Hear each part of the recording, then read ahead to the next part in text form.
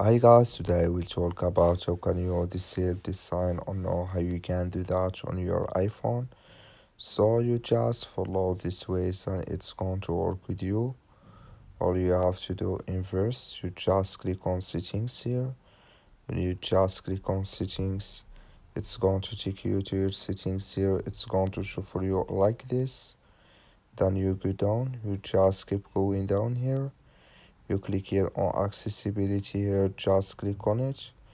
You come to next step here, it's going to show for you like this.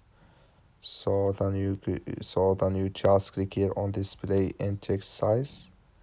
You come to next step here, come here to smart invert, click in this sign or this color. Like you see color, it's going to smart invert disable with us now. That's all you have to do. I wish you get it. That's all. Thank you for your watching. Don't forget to support us by liking, subscribe.